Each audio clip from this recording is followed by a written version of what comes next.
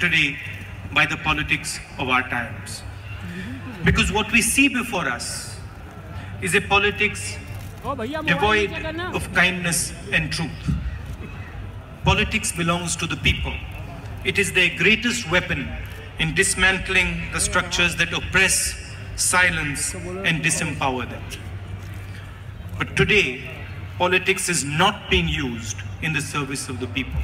It is being used to crush them, not to lift them up. When I joined politics as a 34-year-old, I came into this world having watched the generation before me fight the structures of oppression, the structures whose very fuel is lies and silence. When I entered politics 13 years ago, I wished to be part of an awakening that would transform India at home by ensuring dignity for all its people, and in the world, where we would step into a role that resonated globally.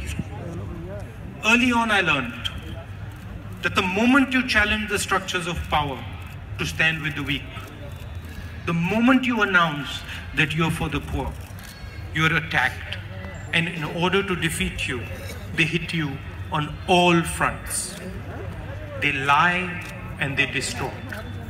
Those in power in India today are shaped by the very structures that keep India poor. The Congress took India into the 21st century, while the Prime Minister today is taking us backwards to a medieval past where people are butchered because of who they are, beaten for what they believe, and killed for what they eat.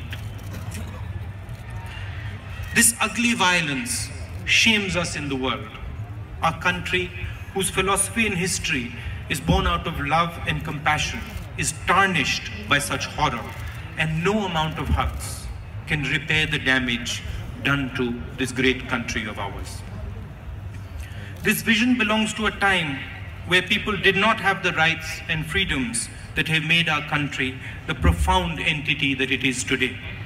A time when people did not have voice, did not have the right to dissent, to disagree, to differ, to be. We are now being compelled to imagine that businesses can be built without harmony, that only one man himself is the voice of reason, that expertise, experience, and knowledge can be cast aside for personal glory, that it is acceptable for our foreign policy to lie in tatters so that one man can feel strong, and that everything is in fact subservient to the leader's personal image. These regressive forces don't win because they are right. They do not win because they stand on the side of what is correct. They win because they are powerful. Their power is manipulative and distortive, and it touches. But what I have realized over the last few years is that they attack the Congress and they try to weaken us. But they can only defeat us if we back down, stand up to them, and their anger and their hatred makes all of you and us stronger. We in the Congress will never back down and away from our promise to the country and our beloved people. Our commitment to India's past, its present, and its future will stand today and evermore. And our commitment is this: we will defend the voice of every single Indian.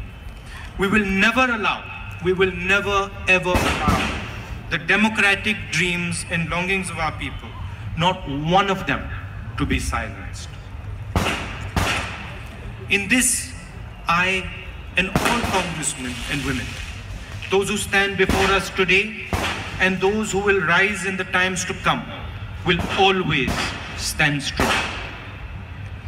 I want the Congress Party to become an instrument for dialogue between Indian people, all of us, from all corners of our great country, all religions, all ethnicities, all ages, genders, and people, and for our dialogue to always be led by love and affection.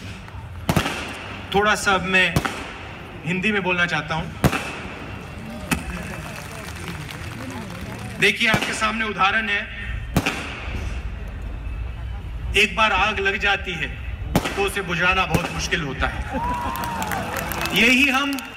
यही हम BJP के लोगों को समझाने की कोशिश कर रहे हैं। एक बार आपने देश में आग लगा दी, उसको बुझाना बहुत मुश्किल होता है।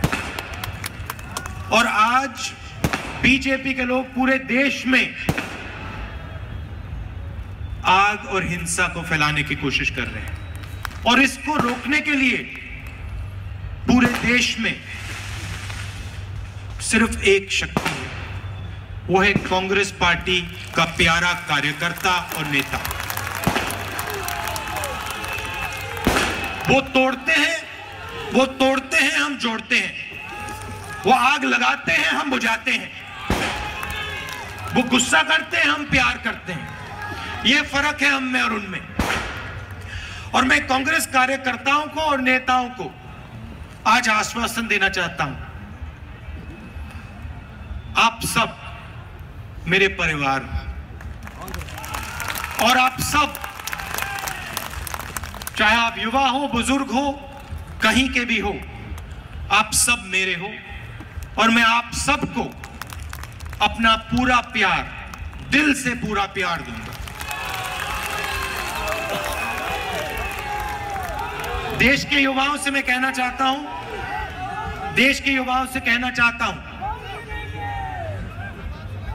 कि ये हिंदुस्तान की, जैसे द्विवेदी जी ने कहा, ग्रैंड ओल्ड पार्टी है, मगर आने वाले समय में हम इसे हिंदुस्तान की grand old and young party बनाने जा रहे हैं। और मैं आपको, सब युवाओं को, चाहे आप कोई भी हो, मैं आपको एक इनविटेशन देता हूं। आप आइए, एक प्यार का, भाईचारा का हिंदुस्तान हम एक साथ बनाएंगे। क्रोध की, गुस्से की राजनीति से हम लड़ेंगे और उनको हराएंगे। Hate with hate. The Congress has met and will always meet our challenges and struggles with love and affection.